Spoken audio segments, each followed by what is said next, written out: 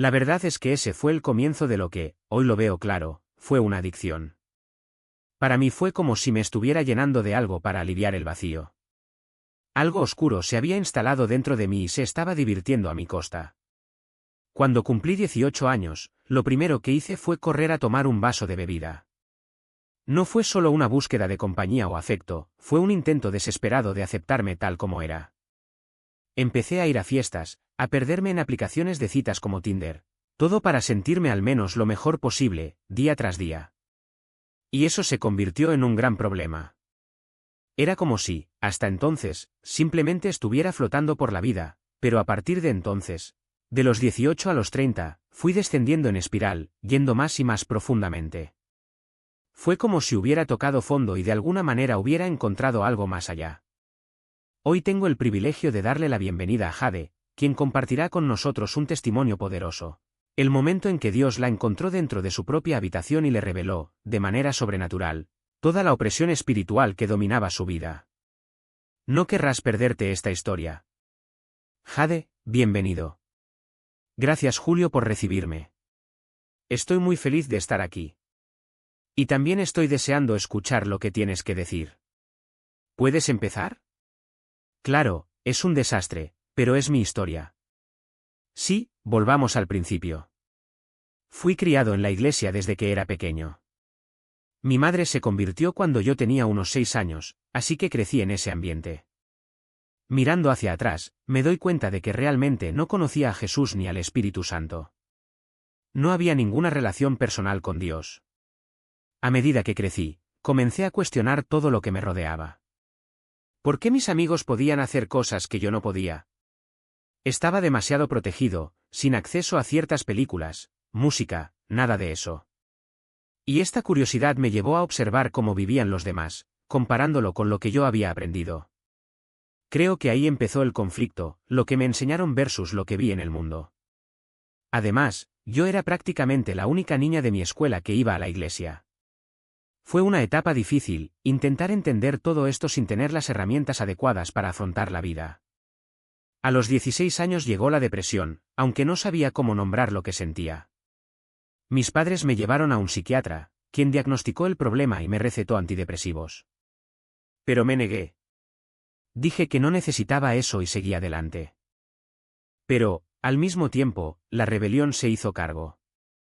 Quería beber, escuchar música prohibida, ver películas que nunca había visto. Todo lo que hicieron mis amigos y yo no pude hacerlo. Fue por esta época cuando comencé a comer compulsivamente. Hasta entonces yo era una chica activa, sana y practicaba deportes. Pero, con la depresión, la comida se convirtió en mi refugio. Era como si estuviera tratando de llenar un agujero dentro de mí. Y así empezó la primera dependencia, la comida. Dejé de hacer deporte y engordé mucho, pesaba 100 kilos cuando tenía 16 años. Esto solo alimentó el odio que sentía hacia mí mismo. La autoestima se fue por el desagüe. Empecé a lastimarme, a atacarme. Me miré al espejo y no pude soportar lo que vi. Primero fueron los puñetazos, luego otras formas de autolesión. Hoy entiendo que no era solo tristeza, sino opresión espiritual.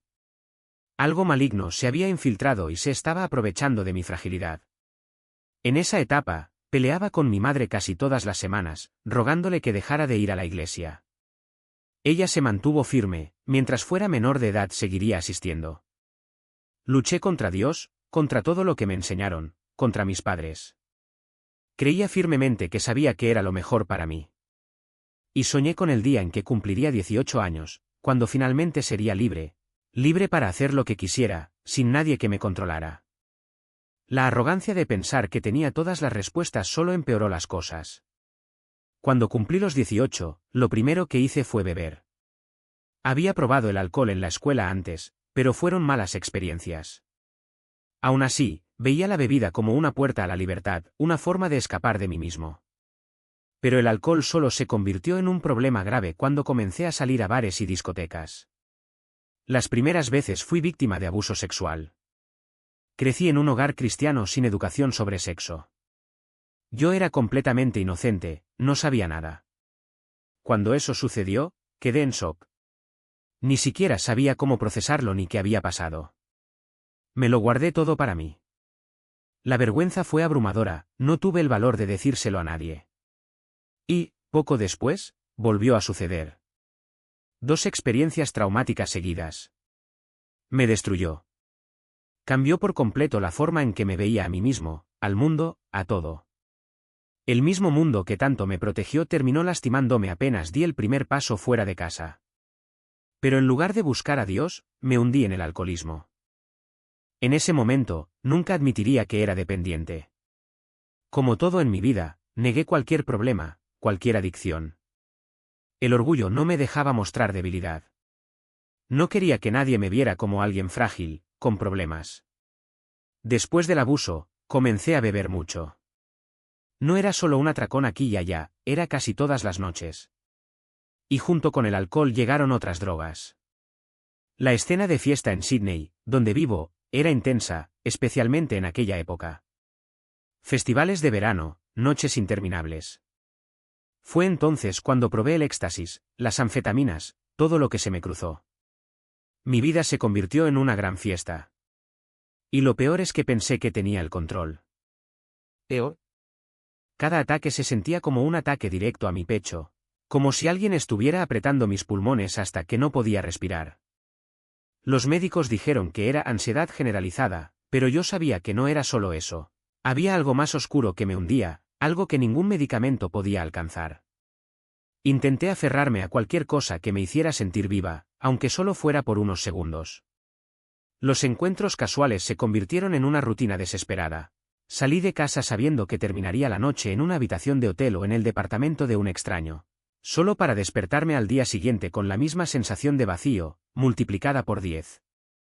El alcohol y las drogas ya no eran escapes, eran combustible para la autodestrucción. Y cuanto más me hundía, más difícil era ver una salida. A los 28 ya no reconocía a la persona que me miraba en el espejo. Los ojos hundidos, la piel marcada por las noches de insomnio, el cuerpo que, a pesar de ser delgado, cargaba con el peso de años de abuso. Odiaba en quien me había convertido, pero no sabía cómo parar. Las sesiones de terapia se convirtieron en un círculo vicioso, fui, lloré, prometí cambiar y al día siguiente repetí los mismos errores. Los psiquiatras me llenaron de diagnósticos, depresión, trastorno de ansiedad, trastorno de estrés postraumático, y medicamentos que solo enmascaraban el dolor sin llegar a curarlo.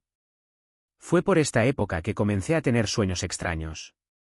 No eran pesadillas ordinarias, sino algo más profundo, como si algo o alguien me estuviera observando mientras dormía.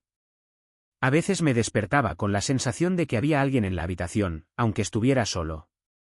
Otras veces sentía una presencia apretándome contra el colchón, como si intentara asfixiarme. Lo atribuí todo al estrés, las drogas y la falta de sueño, hasta que un día, en un momento de rara lucidez, me di cuenta de que no era solo mi mente la que me estaba jugando una mala pasada. Había algo real allí, algo que se alimentaba de mi debilidad. Pero aún así continué. Porque, en el fondo, creía que lo merecía. Ese fue el precio por dejar que la vida me arrastrara durante tanto tiempo. Que si me detenía, tendría que afrontar todo lo que había enterrado, el dolor del abuso, la vergüenza, el odio a mí misma. Y yo no estaba preparado para eso. Así que seguí adelante, hundiéndome más y más, hasta que un día, sin previo aviso, sin explicación, algo dentro de mí simplemente, se rompió. Los años solo empeoraron, y esa era la realidad que había aceptado como mía. Entre los 25 y los 30, mi vida se convirtió en un ciclo interminable de autodestrucción. La ansiedad me asfixiaba, la depresión me arrastraba hacia abajo y yo, obstinadamente, me negaba siquiera a pronunciar una palabra. Los pensamientos suicidas eran compañeros constantes, tan familiares como la espada que usaba para aliviar el dolor que no tenía nombre. El insomnio llegó como un enemigo silencioso, me dormía sin problemas, pero de repente me despertaba presa del pánico, como si algo me sacara del sueño. Y cuando no llegaba el sueño, la autolesión se convertía en la única válvula de escape. Era una locura, lo sabía, pero era mi locura. Lo único que me mantuvo a flote fue la fiesta. El alcohol, la música alta, la ilusión de que, durante unas horas, podría ser otra persona, alguien sin pasado, sin miedo, sin culpa. Pero cada mañana me devolvía la verdad, cruel e implacable, estaba cavando mi propia tumba. Y luego vino la cocaína. No puedo decir exactamente cuándo, pero de repente estaba allí, ofrecido por manos que conocía, por voces que me decían, quédate, esto te ayudará. Hubo personas que me dieron medicamentos gratis, no por amabilidad, sino porque necesitaban compañía en su propia caída. Y acepté. Porque, en el fondo, quería creer que eso me salvaría. Durante 4 años la cocaína fue mi compañera de lunes a sábado. Trabajaba en una oficina, pero los martes, miércoles, jueves ya lo usaba. ¿Y al día siguiente? La resaca era insoportable, el cuerpo dolía, la mente daba vueltas, la culpa pesaba como plomo. ¿La única solución? Más alcohol, más drogas. Un círculo vicioso que me retenía como una cadena. Odié eso. Pero al mismo tiempo no podía parar. Porque, en medio de esa oscuridad, una voz insistía, hay más para ti. Esto no es vida. Y por mucho que intenté ignorarla, ella nunca se callaba. Hoy sé que fue Dios. Pero en ese momento lo rechacé. Mi idea de la religión estaba distorsionada, basada en lo que me habían enseñado, no en la verdad. Entonces, cuando esa voz me hablaba, especialmente en las noches en que regresaba a casa después de un atracón, exhausto pero incapaz de dormir, lo llamaba intuición, instinto, cualquier cosa menos lo que realmente era. Ese no eres tú, dijo. No naciste para vivir así. Y supe que ella tenía razón. ¿Pero cómo salir de allí? ¿Cómo podría admitir que necesitaba ayuda si, para el mundo, yo era simplemente otra joven a la que le gustaba divertirse? La vergüenza me paralizó. Mis amigos también bebían, también consumían. Para ellos era normal. Así que mantuve las dos vidas separadas, la profesional, que lograba mantener con esfuerzo, y la otra, que escondía como un sucio secreto. Hasta que un día, sin previo aviso, el hielo entró en mi vida. Durante 6 meses se convirtió en una obsesión. Dibujé toda la noche, creando obras que, bajo la influencia de las drogas, parecían geniales. Pero la realidad era diferente, mi mente estaba destrozada, mi cuerpo consumido y sabía que si no paraba, terminaría en la calle, o algo peor. Fue entonces cuando algo dentro de mí se rompió. Si no me detengo hoy, no me detendré nunca más, me dije. Y, por la gracia de Dios, me detuve. Nunca volví a tocar esa droga. Pero el alcohol y la marihuana permanecieron ahí, como sombras de las que no podía deshacerme. A los 30 años algo cambió. No inmediatamente, no obviamente, pero lo sentí. Mi padre preocupado me confrontó, estás bebiendo demasiado. Tienes que dejar de hacerlo. Sabía que tenía razón. Ya no era una chica de 18 años, tenía una carrera, responsabilidades, una vida que exigía más de mí. Entonces acepté buscar ayuda. Fui al médico y le confesé, no puedo dejar de beber. Es como si una voz me dijera que haga esto todos los días. Y no era solo una voz. Eran imágenes, visiones de mí mismo bebiendo, sonriendo y en paz. Una ilusión tan vívida que la creí, aunque sabía que era mentira. El médico me ofreció un medicamento que me haría vomitar si lo bebía. Me negué.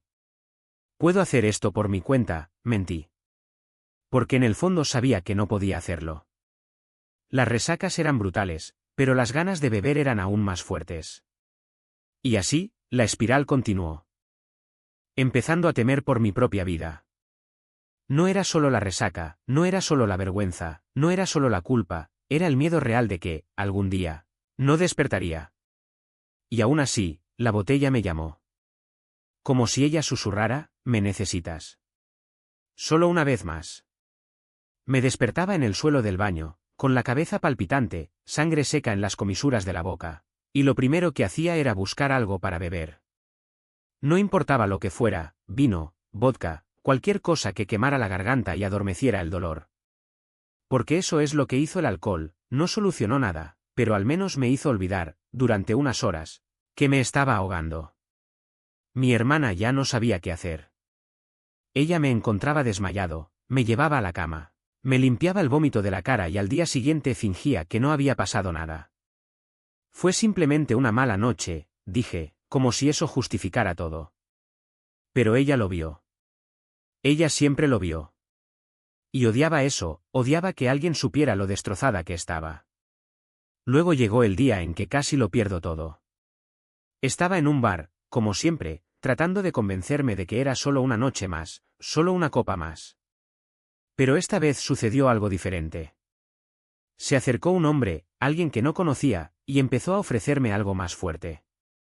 Esto te hará sentir mejor, dijo, como si supiera exactamente lo que necesitaba. Y acepté. Porque en el fondo quería sentir algo más que el dolor de existir. Después de eso no recuerdo casi nada. Solo fragmentos, risas demasiado fuertes, música demasiado alta, manos donde no deberían estar. Y luego, el vacío. Desperté en un lugar extraño, con gente extraña, y lo primero que sentí fue el peso de la vergüenza. No era la primera vez que pasaba algo así, pero esta vez era diferente. Esta vez supe que ya no podía fingir que todo estaba bien. Fui a la policía. Lo informé. Y entonces comenzó la verdadera pesadilla. 3 años de procesos, de testimonios, de tener que revivir cada detalle de aquella noche. Cada pregunta era una puñalada. ¿Qué llevabas puesto? ¿Cuánto bebiste? ¿Le diste razones para que esto sucediera? Como si fuera mi culpa. Como si lo hubiera pedido.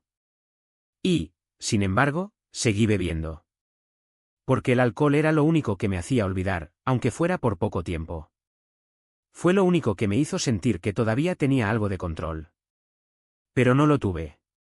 Nunca lo hice. Fue solo cuando desperté en el hospital, después de otra caída, otro desmayo, otro susto, que algo dentro de mí finalmente se rompió. Ya no era una promesa vacía. Ya no era mañana pararé. Lo era ahora. O cambiaba o moriría en el intento. Y no quería morir. No así. No solo, no en silencio, no sin luchar. Y la verdad es que cuanto más profundizaba en esta búsqueda, más perdida me sentía. Los cristales no me trajeron paz. Las meditaciones no silenciaron los gritos dentro de mi cabeza.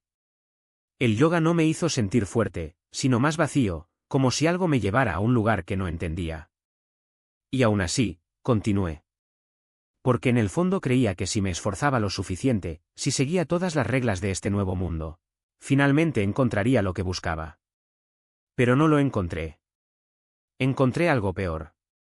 Empecé a tener sueños extraños.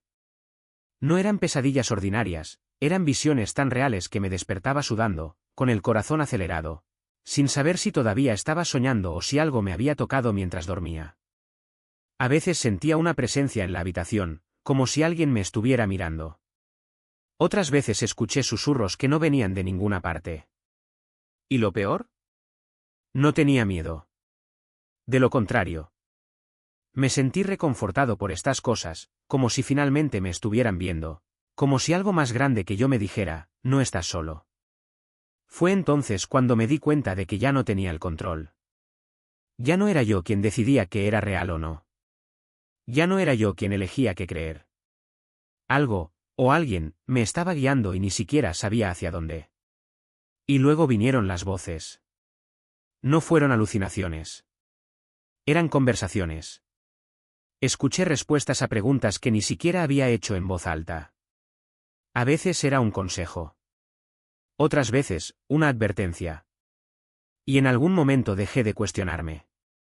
Porque en el fondo quería creer que todo era parte de mi crecimiento espiritual. Que estaba evolucionando. Que por fin me estaba conectando con algo divino. Pero no fue divino. Era otra cosa. No lo sabía en ese momento, pero estaba abriendo puertas que nunca debieron haberse abierto. Y cuanto más cedía, más difícil se hacía volver atrás. Porque cuando pasas años buscando respuestas en los lugares equivocados, el vacío que te queda es más grande que cualquier cosa que hayas sentido antes. Y es en este vacío donde echan raíces las mentiras más peligrosas, como un parásito que se alimenta de tu esperanza hasta que no queda nada. Pensé que me estaba curando. Pero en realidad me estaba ahogando. ¿Y lo peor de todo? Ni siquiera me di cuenta. Y allí, en aquella cabaña en la montaña, estuve a punto de descubrir que el infierno no era una metáfora. El primer sorbo de aquella bebida amarga me quemó la garganta como si fuera veneno, pero lo tragué. Después de todo, para eso estaba allí, para liberarme. Encontrar finalmente la cura que todos esos años de meditaciones, regresiones y terapias alternativas habían prometido y nunca cumplieron. El segundo vaso cayó más fácilmente, pero mi cuerpo ya estaba empezando a temblar. No era solo el sabor, era el peso de lo que no podía nombrar. Cuando llegó el tercero, ya no tenía el control. Mis manos se agarraron a la fría tierra mientras mi mente se hacía añicos en fragmentos de visiones que no eran mías, cuerpos retorciéndose, voces susurrando en idiomas que no entendía, pero que parecían conocer cada uno de mis miedos más profundos. Y en el centro de todo, una presencia, no divina ni benévola, sino hambrienta. Algo que se alimentaba de mi dolor como si fuera un festín. La llamaron Madre Ayahuasca, una entidad de luz, una diosa de la curación. Pero lo que vi no tenía nada de maternal. Era una serpiente enroscada sobre sí misma, con ojos que reflejaban mi propia agonía. Y cuanto más luchaba por liberarme, más me apretaba ella, susurrándome que me lo merecía. Que mi dolor fue mi culpa. Que no me estaba esforzando lo suficiente. Que si realmente quería ser libre necesitaba entregarme por completo. En ese momento entendí, no era una cura. Fue posesión. ¿Y lo peor? Incluso después de horas de vómitos, gritos ahogados y cansancio que parecían arrancarme el alma del cuerpo, todavía creía que eso era espiritualidad. Que fue evolución. Que, de algún modo retorcido, estaba en el camino correcto. Porque después de todo, todos los que me rodeaban decían lo mismo, solo hay que confiar en el proceso. La oscuridad es solo el primer paso hacia la luz. Si duele, está funcionando. Pero no fue así. Porque la verdad es que ningún ritual, ninguna sustancia, ninguna entidad fuera de mí podría salvarme. Estaba buscando respuestas en lugares que solo profundizaban el abismo. Y cuanto más me hundía, más difícil me resultaba ver la salida. Porque el enemigo no viene con cuernos y fuego, viene con promesas. Con hermosas palabras. Con la ilusión de que tienes el control, cuando en realidad ya estás siendo devorado desde dentro. Y solo me di cuenta de esto cuando ya era casi demasiado tarde. Convenientemente poseído por una entidad de luz que me guiaría hacia la libertad. Siempre fue así, cada nueva promesa traía consigo una nueva prisión, cada revelación una nueva mentira. Y creí, porque necesitaba creer en algo, cualquier cosa, que justificara el dolor que cargaba. Esa relación estaba por los suelos. No es el tipo de fondo que se ve desde lejos, con una señal de advertencia, sino un precipicio que se abre bajo tus pies cuando ya estás cayendo. No me golpeó, no gritó todo el tiempo, simplemente me succionó, gota a gota, hasta que ya no supe dónde terminaba mi debilidad y comenzaba la suya. ¿Qué pasa con el alcohol? Ah, el alcohol era mi último refugio, la única manera de silenciar la voz que susurraba, noche tras noche, no mereces nada mejor. Tú eres el problema. Me escondí para beber. Escondí las botellas, escondí los temblores. Escondí la vergüenza de necesitar algo que me destruyó solo para sobrevivir un día más. ¿Y lo peor? Lo sabía. En el fondo sabía que me estaba matando. Mi cuerpo ya no respondía, la comida no bajaba, el sueño no llegaba, mi piel ardía como si estuviera en llamas. Pero seguí adelante, porque detenerme significaba enfrentar todo lo que había enterrado bajo capas de rituales, meditaciones y promesas vacías. Fue entonces cuando volvió la voz. No la voz de la entidad de luz, no la voz de los gurús que me dijeron que elevara mi vibración. Era una voz que no había escuchado desde la infancia, cuando mi madre me llevó a la iglesia y cerré los ojos, juntando las manos, tratando de creer en algo más grande que el miedo. Ella no gritó. No me acusó. Solo dije, lo has intentado todo. ¿Por qué no intentas dejarme entrar? Y me reí. Porque después de años de buscar respuestas en chamanes, cristales y terapias alternativas, la idea de que la solución estuviera en algo tan simple, en alguien tan simple, parecía ridícula. Pero algo en mí, algo que no sabía que aún existía, respondió. No con palabras, no con un milagro instantáneo, sino con una certeza tan profunda que me hizo llorar por primera vez en años sin saber por qué. Ese día no dejé la botella. No me desperté sanado al día siguiente. Pero algo había cambiado. Porque, por primera vez, ya no estaba sola en la oscuridad. Y eso marcó la diferencia. Llévame. Porque hasta entonces creía que la fuerza venía de mí, que yo era el único responsable de salvarme. Pero ahí, en ese momento, entendí que no se trataba de mi capacidad. Se trataba de la gracia que me alcanzó incluso cuando no la merecía. Incluso cuando todavía estaba hundido en el pecado, en el vacío, en repetir los mismos errores. Dios no esperó a que me limpiara antes de acercarse a mí. Me encontró en el suelo, en la oscuridad, y me dijo, ven. Y fui. No fue un proceso fácil. No era como en las películas, donde todo se resuelve en un abrir y cerrar de ojos. Pero fue real.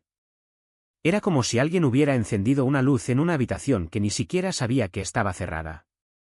De repente, vi.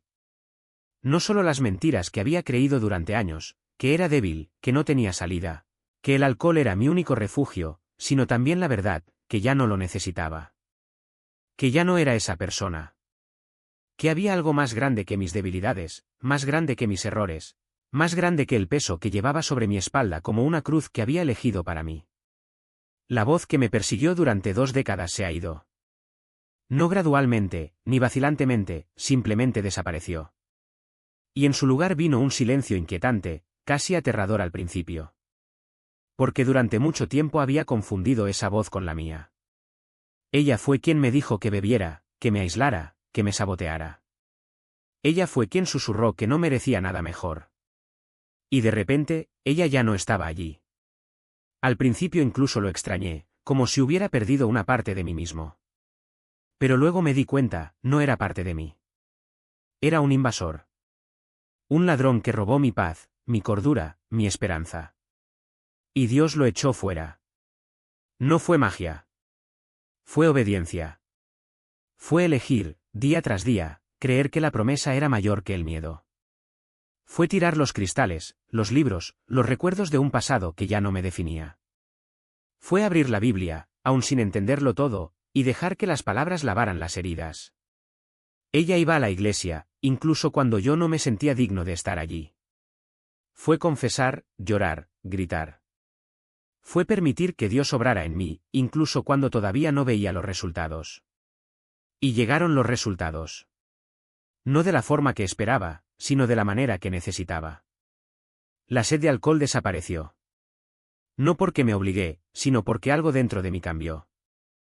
La vergüenza que antes me había asfixiado empezó a perder fuerza. No porque lo mereciera, sino porque Él me cubrió. La soledad, que me seguía como una sombra, fue reemplazada por una presencia que no podía nombrar. Hasta que un día me di cuenta, era Él. Era Dios, diciéndome que nunca más estaría sola. No fue un camino perfecto. Todavía hay días en los que la duda intenta regresar, en los que la vieja voz resuena en algún rincón de la mente. Pero ahora sé cómo reconocerlo. Ahora sé que no necesito escuchar. Porque la verdad es más alta. La verdad es más fuerte. Y la verdad es que no importa lo que haya hecho, no importa cuán bajo haya caído, Él nunca me ha abandonado. Me encontró en el fondo y me sacó a la luz. Y eso es más que suficiente. Él revelará la verdad. Porque cuando el corazón está verdaderamente abierto, no hay lugar para verdades a medias ni excusas. No hay lugar para negociar con el pecado, como si fuera un hábito inofensivo o una elección personal. El pecado es una cadena, y aunque algunos insisten en llamarlo libertad, él solo sabe una cosa: aprisionar. He estado allí. Lo he justificado, lo he racionalizado, me he dicho que no estuvo tan mal. Pero Dios no negocia. No acepta migajas de devoción. Lo quiere todo, no porque sea un tirano, sino porque sabe que cualquier cosa menos nos destruye.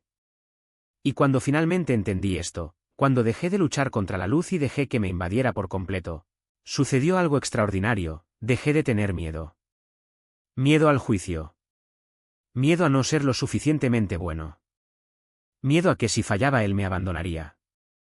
Pero Él nunca me abandonó. No cuando estaba atrapado en el barro, no cuando no podía soportarme a mí mismo. Y eso es lo que muchos no entienden: la santidad no es una lista de reglas para oprimirnos, sino una invitación a vivir sin cadenas. Cuando experimentes la verdadera libertad en Cristo, Cuando sientas el gozo que no depende de las circunstancias, cuando te des cuenta de que su amor no es condicional, no querrás volver atrás. Ya no quieres jugar con fuego, porque ya sentiste el calor del sol. Y por eso digo, no os dejéis engañar. No te conformes con una fe tibia, en la que eliges qué obedecer y qué ignorar.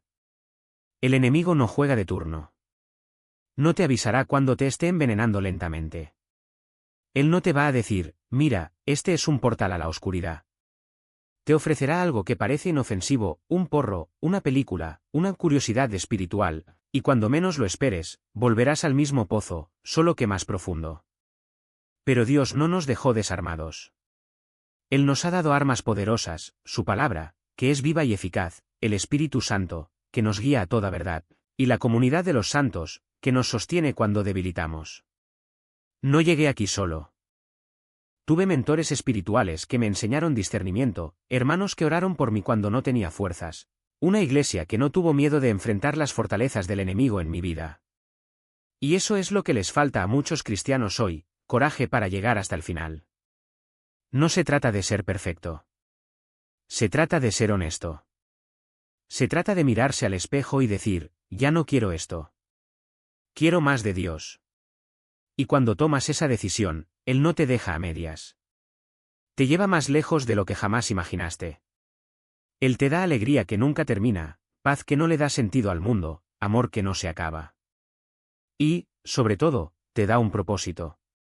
Hoy no me avergüenzo de decir que soy una nueva criatura. No me avergüenza hablar de mis luchas, porque se convirtieron en testimonio. No tengo miedo de exponer las mentiras del enemigo, porque sé que la verdad siempre gana. Y ya no vivo en busca de validación, porque ya fui validado por el único que realmente importa. Entonces, si estás leyendo esto y te sientes atrapado en algún ciclo, en alguna mentira que te dice que no hay problema, te reto, detente. Mira a Jesús. Pídele que te muestre la verdad. Y cuando lo haga, no apartes la mirada. Porque la libertad que él ofrece no es una promesa vacía, es una realidad. Y está a tu alcance. Simplemente extiende tu mano.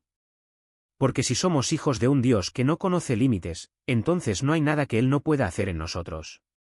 Y si estoy aquí hoy, no es por casualidad, es porque Él eligió usarme como prueba viviente de que su gracia es más grande que cualquier cadena. Entonces, si estás ahí, indeciso, preguntándote si debes o no dar este paso, te digo, hazlo. No esperes a que la certeza brote primero, porque la certeza llega cuando te mueves. Dios no te pide que entiendas todo antes de obedecer, solo te pide que confíes. Y cuando abras tu corazón para escuchar, Él hablará.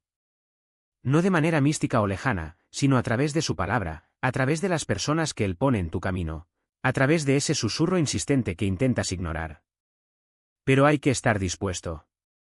Debes dejar de distraerte con el ruido del mundo y sintonizarte con su frecuencia. Porque Dios no fuerza las puertas, Él espera que tú las abras. Y cuando lo hagas, prepárate, tu vida nunca volverá a ser la misma. Entonces, Padre, te doy gracias por este momento. Te agradezco por cada persona que lee esto en este momento, por cada corazón que late más fuerte, por cada alma que siente este llamado. Señor, te pido que te reveles a ellos de una manera que no deje dudas. Rompe las cadenas que te atan, ya sean adicción, duda, miedo o indecisión. Libéralos, Señor, como me liberaste a mí. Y a aquellos que aún no te conocen, que aún se preguntan si eres real, te pido, arranca el velo de tus ojos. Ilumina la verdad de tal manera que ya no puedan negarla. Que sientan, en lo más profundo de su ser, que tú eres el Dios vivo, el único que puede transformar el caos en propósito.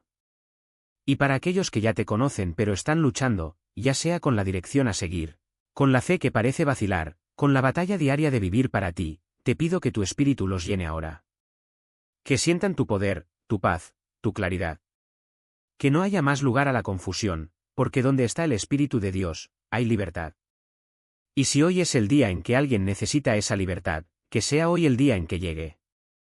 Porque Padre, si tú lo hiciste por mí, puedes hacerlo por cualquiera. No hay historia tan rota que tu amor no pueda restaurar.